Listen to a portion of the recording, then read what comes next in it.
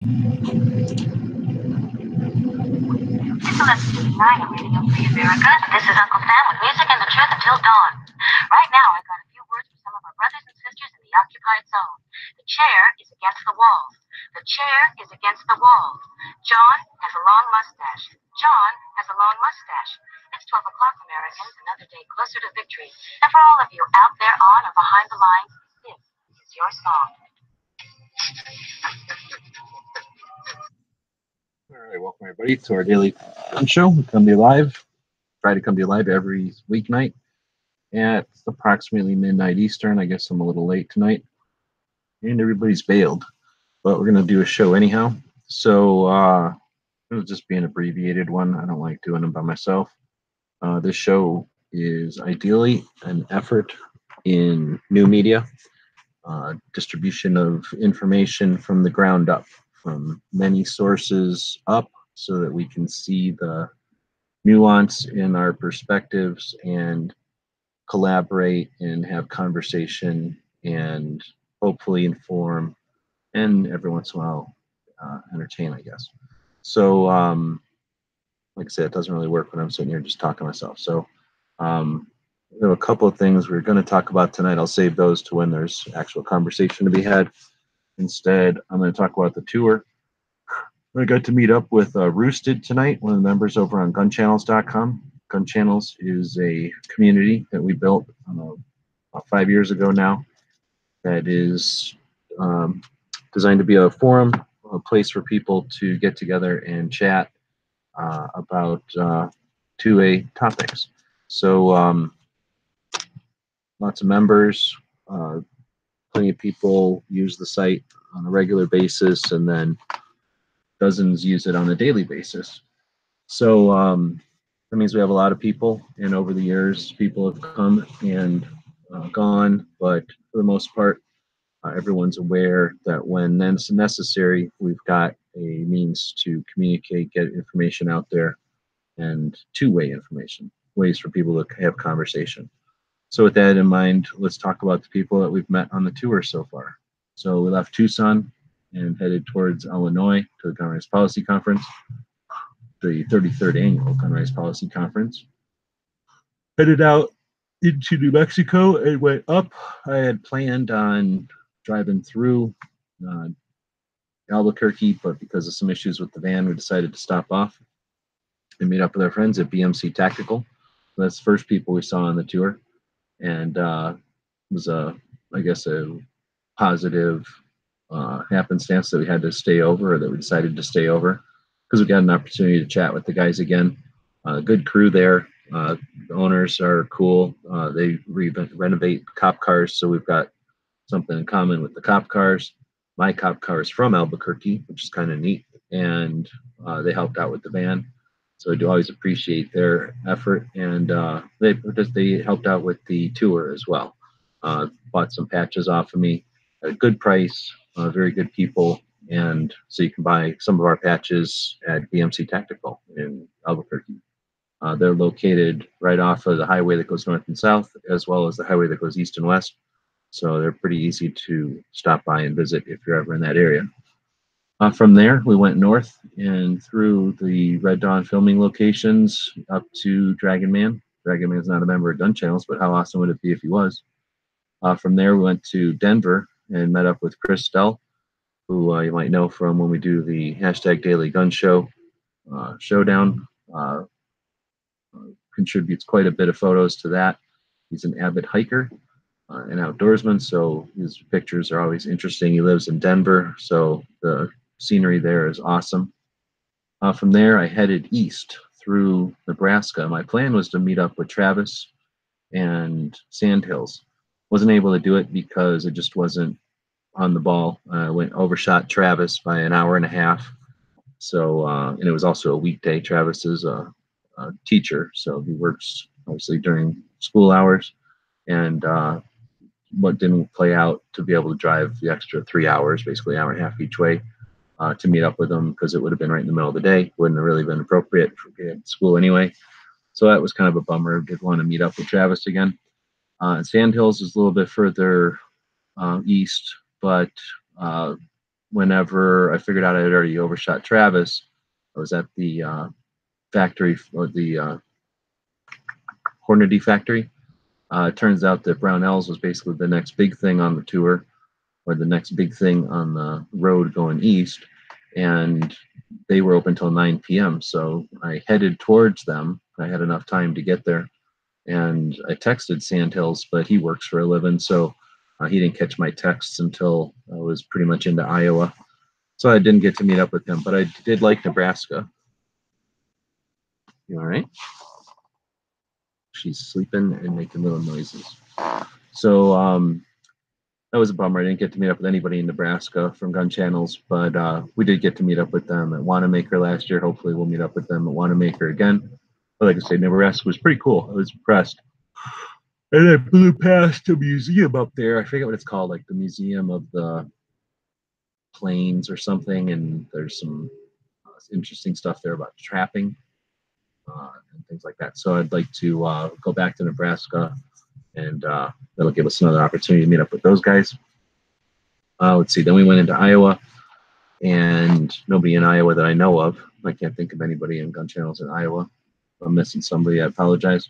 But nobody chimed in to say they were in Iowa. So ended up blowing through Iowa. That was still before the Gun Rights Policy Conference, and I was a little delayed on getting out on the road. So didn't have a heck of a lot of time to play around.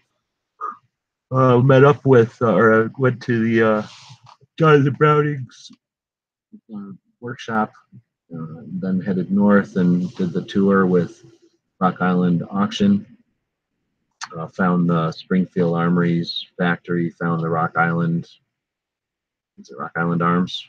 Rock River Arms factory, both of which are assholes, but I wanted to see their factories just to kind of put them in physical, proximity, so I knew where they were in the world. And then headed over, and it worked out real well. I got to meet up with Mule Team 66. Cool dude. He's been around since pre-gun channels days, back in the days of YouTube being a very active community. And good dude, real dude. And, behind enemy lines, you could say, but he's definitely keeping it real. Like I say, a hell of a dude. It was cool to be able to meet him. Headed up north, got to meet up with Dano.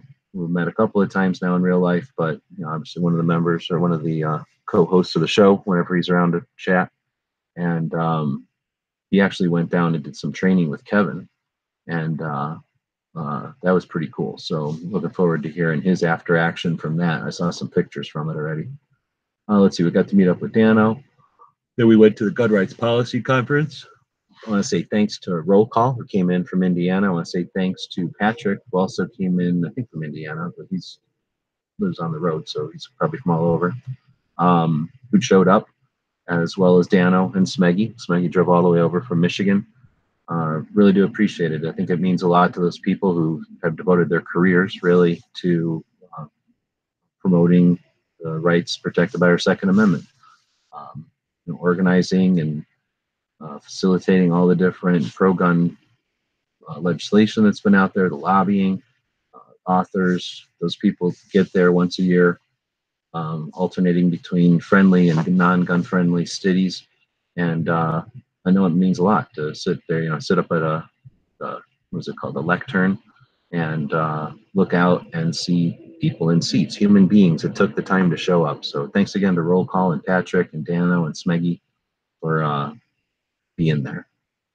That was a real fun experience, and headed out from there into Wisconsin. Didn't get to meet anybody in Wisconsin, did I? No. But now I'm in Minnesota, and got to meet up with Roosted tonight. That was pretty cool. He's a good dude. And met up with somebody else who I'm trying to remember his name now. I was just checking out random gun shops and surplus stores before my appointments today, and I left my card. I had Angelina make me some cards for the tour that say thanks for your hospitality, and give them some information about where they can see what I'm doing. And I left that card, and as I was leaving, taking a picture of the front of the surplus store, some guy came out and said, "Hey, I follow you on Instagram." So that was kind of neat to meet somebody who just didn't know what was going on until he saw the card and then put it 2 and 2 together. So it was pretty fun. So heading out from here out to Wyoming, and then we're going to meet up with Dead Horse in Salt Lake City area. Head down to Vegas and then out to California. But maybe up with Hosh, Angelina out there, and maybe Knives and what's his name? I can't think of his name. Something with Hammer. Look on Instagram. But a guy that was at the Phoenix rally, who's from California, the Falling Hammer. Thanks. Meet up with him perhaps, and then head over to Phoenix and meet up with Angry and Heavy again. See what's happening in Phoenix. And somebody else I wanted to mention who is pretty cool is Cheryl Todd. She's the co-host with her husband of the Gun Freedom Radio, and she does a lot of stuff. She's very active Second Amendment advocate. They run a gun shop, so they're in the industry, but they also do a weekly podcast, which is superb. It's 2 hours long. One of the best podcasts I'm aware of as far as Second Amendment stuff. Consistent, well done. The only complaint I have is that even though it's 2 hours, they schedule so many people that often, some of the interviews are like 10 minutes. Sometimes that's not their fault. That sometimes that's just the people are only selling something or trying to promote something, and they only have 10 minutes, I guess. But sometimes it's frustrating when they get into something juicy. And they ask good questions. They have good topics. So it'd be neat to see their show be 3 hours, but that's probably asking a lot. Anyway, I mentioned Cheryl because she's cool. And today's Every Second Matters, so I had posted a post earlier, and she went ahead and reposted that on her channel. I thought that was pretty cool. So they're not on gun channels, but eventually we'd like to see people like that on gun channels who are super hardcore advocates, again, putting a lot of their time and effort into keeping up the good fight. So I think I'll end it with that. Check over on the gun channel side, see if anybody's checking out. And no. So eventually, Night Strike will have GunTube working, and we'll transition the show over to GunTube.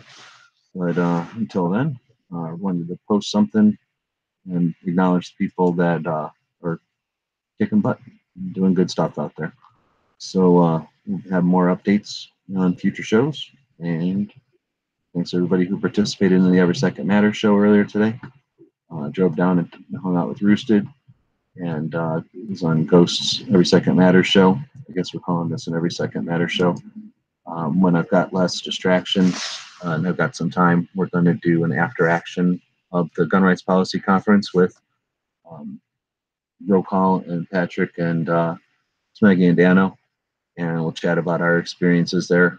I don't know if it's already posted by now, but one of these days, the interview I did with, I can't think of his name, with can't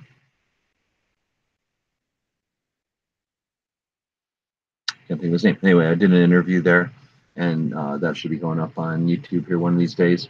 And we'll have some more time in the future here, or I should have more time in the future here to start posting some videos of some of the shops and surplus stores that we visited. That's the show. Thanks everybody for tuning in. We'll be back tomorrow.